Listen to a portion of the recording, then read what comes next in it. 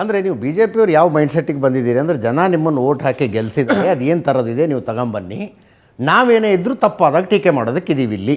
136 ಜನ ನಿಮಗೆ ಬೆಂಬಲ ಕೊಟ್ಟಿದ್ದಾರೆ, ಸುಭದ್ರ ಸರ್ಕಾರ ಮಾಡಿ. ಜನ ನಮ್ಮನ್ನು ವಿರೋಧ ಪಕ್ಷವಾಗಿ ನೀವೇನು ತಪ್ಪು ಮಾಡ್ತೀರಾ ಅದನ್ನು ಜನದ ಮುಂದೆ ಇಡುವಂಥ ಕೆಲಸವನ್ನು ಮಾಡಿದ್ದಾರೆ.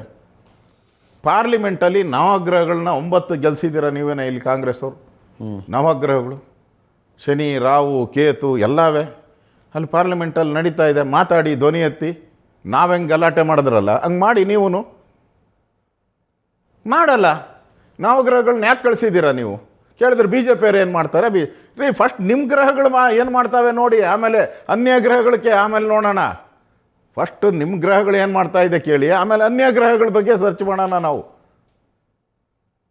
ನಿಮ್ಮ ಗ್ರಹಗಳನ್ನ ಆರಾಮಾಗೆ ಬಿಟ್ಬಿಟ್ಟಿದ್ದೀರಾ, ಬೇರೆ ಗ್ರಹಗಳ ಬಗ್ಗೆ ಮಾತಾಡ್ತೀರಾ ನೀವು.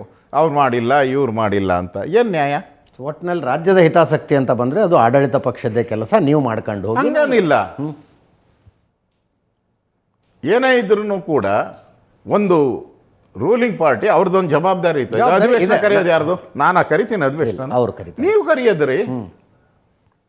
ಅಜೆಂಡಾ ಫಿಕ್ಸ್ ಮಾಡೋರು ನೀವು, ಬಿಲ್ಲುಗಳು ಮಣ್ಣೆ ಮಾಡೋರು ನೀವು.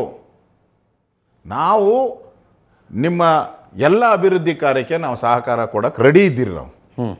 ನೀವು ತಗೊಳ್ಳೋ ಮನಸ್ಥಿತಿಯಲ್ಲಿದ್ದೀರಾ? ನೀವು ಅದು ಹೇಳ್ಬೇಕಲ್ಲ. ನೀವು ತಗೊಳ್ಳೋ ಮನಸ್ಥಿತಿಯಲ್ಲೇ ಇಲ್ಲಲ್ಲ. ನೀವು ತಗೊಳೋದಾದರೆ ನಾವು ಪೂರ್ತಿ ಸಹಕಾರ ಕೊಡೋಕ್ಕಿದ್ದೀರಿ. ಕೇಂದ್ರಕ್ಕೆ ಒಂದಲ್ಲ 10 ಸರಿ ಕರೀರಿ, ನಾವು ಬರ್ತೀರಿ, ಹೋಗೋಣ.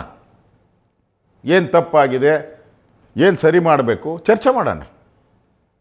ಅದು ಮಾಡ್ತಾನೆ ಇಲ್ಲಲ್ಲ ನೀವು.